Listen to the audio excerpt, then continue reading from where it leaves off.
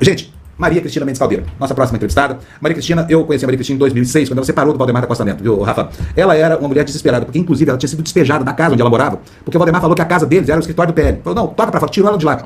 E olha, a Maria Cristina Mendes Caldeira, gente, ela é socialite, ela tinha uma vida que pediu a Deus. O pai dela, muito rico, família riquíssima. Ela cresceu andando de jatinho pra lá e pra cá, essa coisa toda, casou com o Valdemar, ferrou pra ela, porque a vida dela começou a dar uma marcha ré. E ela disse que só foi descobrir quem era o Valdemar no curso dessa união, que começa em 2002 e depois termina aí por 2006, quando ela passa a denunciá-lo. Mas de uma forma muito contundente. Ao ponto de que um dos depoimentos dela sobre malas de dinheiro circulando na casa pesou muito na CPI, em que o personagem que emergiu do lodo, Valdemar da Costa Neto, foi apresentado ao Brasil. E eu conversei com a Maria Cristina Mendes Caldeira, eu já vinha pedindo para ela há muito tempo uma entrevista, Rafa, pra gente atualizar as informações. E outra coisa, nas lives que ela fez recentemente, o que aconteceu? Ela não disse pra gente exatamente o que era, não detalhou aquela coisa. Ela falou, tem problema de Taiwan que vai acabar com o PL.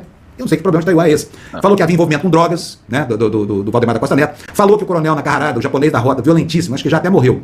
Que esse sujeito era o gangster, o jagunço, matava gente a mando do... Então, fui atrás dela porque eu queria que ela detalhasse isso. Eu sei que já faz um mês que o PL estrelou as manchetes dos jornais, mas a Maria Cristina estava doente, ela não pôde entender porque ela estava gripada, essa coisa toda. E hoje, ao contrário da infância, da adolescência e do começo da vida de Fausto, ela tem que trabalhar duro, viu, Rafa? Porque o irmão dela se aliou ao Bolsonaro, e você acredita? Se aliou ao Valdemar, ao Bolsonaro não. E acabou entrando no inventário da herança dela. Você acredita nisso? Até as baixelas. O irmão dela entrou no... O irmão dela, segundo ela tem uma herança para receber, uma herança milionária da família dela. Mas está brigando com o irmão. O irmão se aliou ao Valdemar e o Valdemar entrou no inventário dela, sabia? Nossa. Cobrando a dívida de 400 por causa de baixela, que era dela, inclusive. É uma coisa horrorosa, mas é melhor ela falar do que eu. E eu gostaria que vocês prestassem atenção a essa entrevista aqui agora, porque ela vai explicar direitinho pra gente o que foi que ela quis dizer, começando pela vida pessoal, que é onde começa essa entrevista que você vai ver a partir de agora. Eu tive que fazer a minha vida, entendeu? Eu fazia o que dava de emprego que pudesse, e vendi 2 ou 3 apartamentos, tal, mas assim, tive uma vida bem, para quem foi educada com Rolls Royce em Paris e chofer à disposição e etc, foi bem difícil, bem difícil. Foi imagina, teve uma fase que eu precisava pagar o aluguel, eu acordava às 6h30 da manhã, fazia Uber das 6h30 até as 3, 4 e depois trabalhava de corretora, quer dizer, bem puxado, bem puxado. E por que você teve que fazer esse tipo de coisa? Porque eu não tinha acesso à minha herança. Eu não tinha acesso ao dinheiro do meu pai, entendeu? Então, assim, a herança que é minha, enquanto isso, meu irmão tinha 150 mil, 200 mil por mês em aluguel. Como é que o Valdemar foi parar no meio do inventário da sua herança? Então, eu acho que eles começaram a se conectar, entendeu? Eu acho que meu irmão e o Valdemar se conectaram porque, na realidade, eu só peguei isso depois. O processo demorou 13 anos para ser digitalizado, imagina. 13 anos digitalizar o processo de inventário. Quando foi digitalizado, eu só peguei essa história e as advogadas falavam: tem alguém muito poderoso protegendo seu irmão, tem alguém muito poderoso, mas até então eu não imaginava que era o Valdemar. A hora que pegaram esse negócio, que era o mesmo desembargador, que dava sentença pro Valdemar pegar 400 mil do inventário, era o desembargador que suspendeu a decisão de primeira instância, eu matei, né? Como é que foi isso? Ele pegou dinheiro do seu inventário como? Ele entrou com pedido, a história da 16ª vara, que é a ação que ele colocou dizendo que tudo era do partido, chinelo, cabide, prataria que era minha antes dele existir, coisas que eram da minha avó, etc. Ele usou essa ação da 16ª vara, que correu em Brasília, para embasar um pedido dizendo que eu devia 408 mil para o partido e que, portanto, ele entrou como partido pedindo dinheiro. Todas as ações, ele pôs 25 ações contra mim, para calar minha boca, de calúnia e difamação. Todas as ações que ele pôs contra mim é partido, PL e ou contra uma... Mas essa dívida de 400... Desculpa, essa dívida de 400 e poucos mil reais é de quê? É título de quê? Ele disse que eu sumi com o móvel desse espólio do partido, entendeu? Lembra que ele pôs tudo da casa no nome do partido? Inclusive coisas minhas. Então, por exemplo, eu tinha a prataria da Cristófilo minha, pessoal. Aí aparecia nessa ação a prataria da Cristófilo com nota fiscal da St. James do lado. Ele tem um burro. Mas ele colocou um monte de coisa, tudo que tinha na casa. Imagina, minha casa era enorme. Você chegou ainda lá ou não? Cheguei. Eu te entrevistei uma vez na porta da casa. Então, na porta da casa. Aquela casa inteira ele colocou como tudo do partido. A única coisa que ele não pôs foram minhas calcinhas e minhas roupas. O resto, cabide, chinelo, tudo era do partido. Deixa eu te perguntar uma coisa, da vida pregressa ainda. Você fez, outro dia você escreveu assim, lá em novembro passado, que você iria transformar a vida do Valdemar no inferno. Eu entendi que você tinha ainda coisas inéditas, fatos que iria apresentar para desvelar a personalidade desse sujeito, quando ele de novo apareceu como sendo o fiel da balança da política brasileira. Tem alguma coisa inédita ainda sobre ele que você vai apresentar, Maria Cristina? Eu tenho um pedido de cassação do partido por ter recebido dinheiro de Taiwan, mas não é inédito, mas o pedido de cassação é inédito, porque hoje eu tenho embasamento técnico para isso, né? Mas eu falei sobre isso na CPI, tá? E eu tô montando uma plataforma com o maior software daqui, e é um software que faz com que as pessoas possam interagir o tempo inteiro com os deputados e senadores. Existe uma investigação também, mas essa não tem o Valdemar, tem os Bolsonaros, sobre imóveis aqui em Miami sonegados, que não foram declarados na justiça. Miami, Nova York e Aspen. Imóveis dele, Valdemar, não, ou dos Bolsonaro? Não, o Valdemar não tem nessa história, tem os Bolsonaros. Em 2017 começou uma operação, na época da Lava Jato, de pesquisa de quem tinha imóvel aqui e que não declarou. E essa pesquisa no Brasil foi enterrada e aqui seguiu. Então aqui virou uma investigação e aqui andou, e aí no Brasil parou, né? Dizem que o Bolsonaro enterrou isso, mas isso vai vir à tona agora. E você conseguiu esses dados?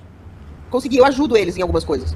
Olha só, eu vou pegar aqui uma declaração sua, porque aqui tem coisa demais. Eu gostaria muito que você se puder detalhar pra gente o que é isso. Você diz o seguinte, ó, você acha que vai bater de frente com a democracia e vai manter esse partido com o seu passado, que é uma sujeirada danada, Porto de Santos, aeroporto, tráfico de drogas, você acha o quê, Valdemar? É louco, acorda, filho. Só eu sei umas 30 coisas de sujeira que você fez. Aí eu queria perguntar pra você, primeiro, o que é Taiwan nessa história toda, Maria Cristina? O que aconteceu em Taiwan?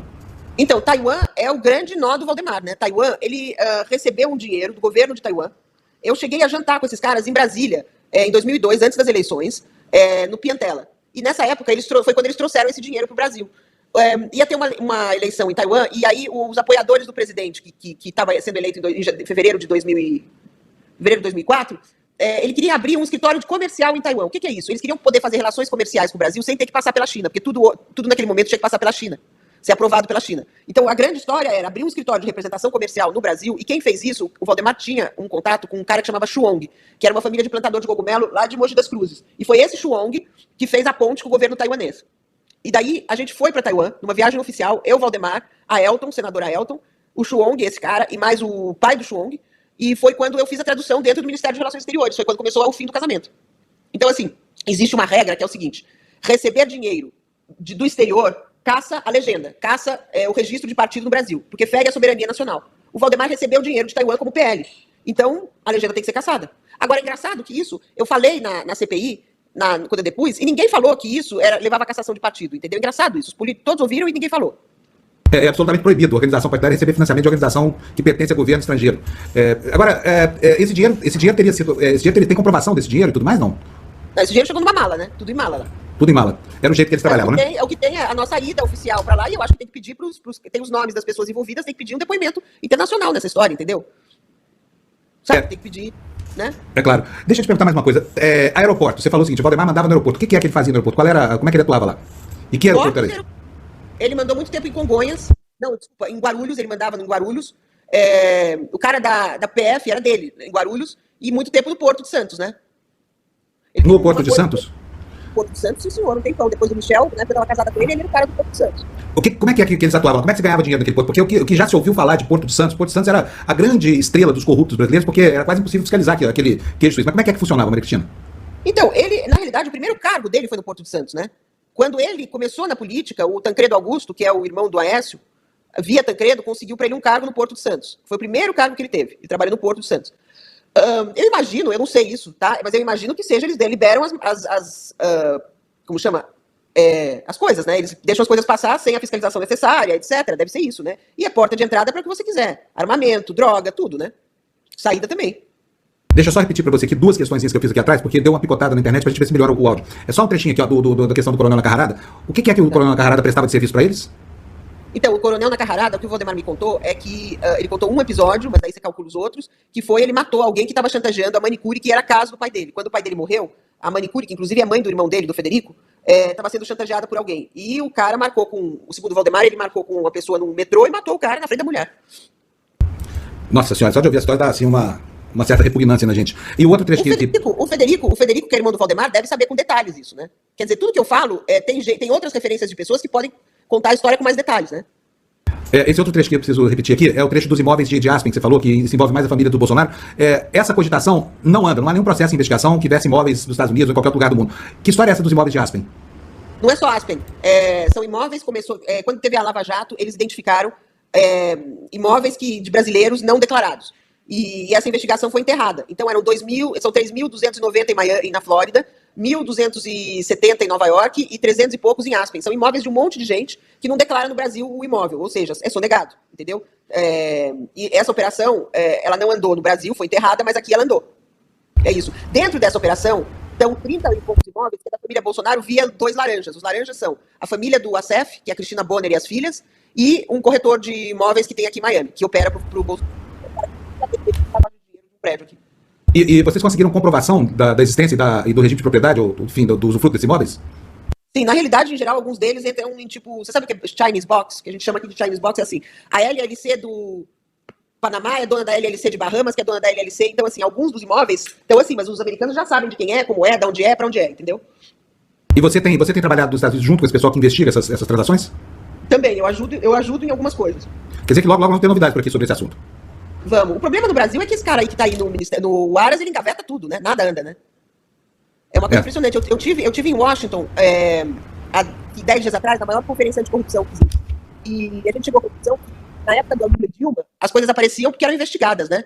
No era Bolsonaro, nada é investigado. Então, aparentemente, não tem nada, só que embaixo desse não tem nada, tem um mundo, né? É uma sujeirada danada. Ninguém investiga nada e tudo bem, né? Maria Cristina, depois das denúncias que você fez agora, dessa última safra de denúncias, como é que ficou a sua vida? Eu moro agora nos Estados Unidos, né? Eu tô numa outra situação. Eu moro nos Estados Unidos, eu abri uma ONG que eu vou lançar em janeiro, que já tá no ar, mas eu vou lançar em janeiro, que é uma ONG para ter interatividade com cobrança com político legislativo, porque brasileiro só pensa em presidente, governador e não pensa em deputado, e é um antro aquilo, né? Ou senador. Então eu vou usar um software, que é o melhor software que tem para interatividade, para advocacy. Ano que vem, vou disponibilizar, ajudar a ter mais mulher na política, seja cidadania, em frente de cidadania, ser candidata, advocacy. E eu fiz uma parceria com umas fundações que protegem o whistleblower. O whistleblower é quem denuncia a corrupção aqui nos Estados Unidos, e para esses aqui tem um prêmio, né? Tem premiação. E daí fiz também uma parceria lá em Washington. Então, assim, ano que vem a gente vai fazer da vida de todos os políticos, não é só... Eles vão ser cobrados, eles não estão acostumados a ser cobrados. Vamos ver o que acontece, né? E a sua vida pessoal? Acesso a dinheiro, por exemplo? A fase do Uber acabou? A fase do Uber acabou. Eu estou trabalhando agora numa agência de viagem bem luxuosa. Então, assim, eu faço roteiro para as pessoas, reservas. Sou corretora de imóveis ainda aqui. E, basicamente, a ONG que eu estou lançando, eu consegui patrocínios em Washington. Então, eu consegui alguns patrocínios lá. E agora eu estou trabalhando na montagem disso. E você pretende vir ao Brasil para continuar cumprindo a sua promessa aqui de trazer à luz a vida secreta do seu ex-marido? Não é ele só, né? De todo político do Centrão, né? Ele é só mais um, né? Ele é só mais um dos. Ele é o melhor operador, mas ele é só mais um dos. Eu não posso ir no Brasil. Meu acordo com os Estados Unidos não me permite ir para o Brasil. Eles acham que é um grande risco para mim. Eles provavelmente esse ano me deixam sair dos Estados Unidos, porque antes eles não deixavam nem eu sair do território americano. Esse ano talvez eles comecem a deixar sair dos Estados Unidos, mas você não precisa estar aí, né? Fisicamente. Dá para você fazer tudo, principalmente com esses softwares todos e com esses formatos que a gente vai estar fazendo ano que vem. Já está no ar, chama WeGov.br, o Engov da política. Mas a ONG chama Together for Earth, e tem uma pegada também, eu ajudo alguns povos indígenas, ajudo bastante em Mato Grosso do Sul, também, é um das linhas da ONG. Mas eu vou ficar aqui nos Estados Unidos, eu não saio mais daqui. E não tem saudade do Brasil? Eu tenho, mas o meu custo no Brasil foi muito alto, e eu quero trazer para o mundo as coisas que eu gosto do Brasil, mas estar fisicamente no país, não tenho saudades, não. Eu gosto dos Estados Unidos, eu me sinto segura. Eu não consigo lidar com insegurança, assalto ou ameaça, esse tipo de coisa, eu acho que eu não consigo mais lidar. Eu acostumei nos Estados Unidos, né? Que você tem uma segurança. E as ameaças, pararam? Pararam porque ninguém mexe aqui, né? Quem é que vai mexer nos Estados Unidos quando você tem proteção do governo americano? Ninguém, né? Nem os malucos do Centrão. Hoje, qual é a sua situação? Informalmente você está como o quê? Exilada, asilada? Como é que é essa? Como é exilada? Eu tenho asilo político. Eu tenho documentação para trabalhar, sou legal, tudo, eu tenho asilo.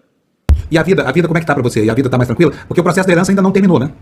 Não terminou. A vida, assim, eu tenho algumas situações de saúde que eu vou ter que fazer agora em janeiro, mas eu tenho que fazer umas operações de câncer de pele e uma no seio, que na realidade, eu acho que todos esses anos de estresse que eu passei, imagina, meu cortisol é super alto. Isso é uma conversa que eu tive com o médico assim que eu voltei de Washington. Eu tenho que ter o meu cortisol normal. O meu normal passou a ser um cortisol completamente fora do normal.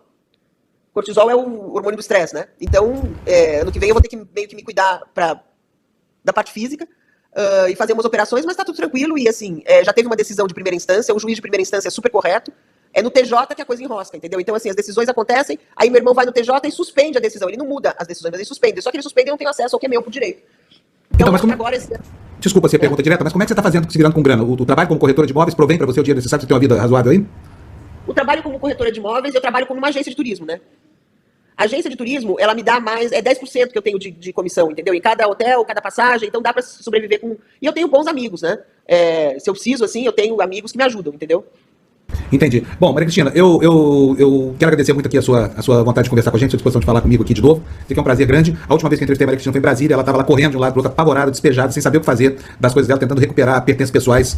Então a situação agora é bem mais tranquila, né? Pelo menos está longe de quem te ameaça e tem algum conforto para viver, inclusive conforto moral. Nós estamos esperando... Não, e tem o governo americano, né, Fábio? O governo americano está backing you up, não, sabe? Você ter o apoio de um governo americano os Estados Unidos foram um pai para mim, entendeu? Me pôs no colo. Quer dizer, você se sentir protegida não tem preço, né? E num lugar onde a justiça ela é reta, não tem curva, né? Imagina, isso dos whistleblowers, por exemplo, aí no Brasil, quem denuncia mal feito é massacrado. Aqui nos Estados Unidos você é premiado mesmo, dinheiro e tudo. Então, assim, é um outro mundo, né? Pois é, gente, tá aí a conversa minha com a Maria Cristina Mendes Caldeira, contando e detalhando mais sobre essa saga dela, né, com relação ao Valdemar da Costa Neto. E eu quero reiterar aqui que hoje nós vamos, ontem não deu tempo de fazer isso, porque a entrevista foi gravada durante a tarde, mas hoje nós vamos atrás das pessoas que ela mencionou, Frederico Vassef, família Bolsonaro, Valdemar da Costa Neto, para oferecer espaço, porque eles se manifestam e contradigam aqui o que ela colocou. Acho difícil que eles atendam os nossos convites. Em todo caso, né, se quiserem, vai estar aqui a TV Democracia à disposição para qualquer coisa que queiram manifestar. Tá aí, uma mulher de muita coragem, a vida dela foi extremamente sacrificada em função dessas denúncias aí, e ela tem informação, gente, essa que é a questão. Muita coisa ainda para ser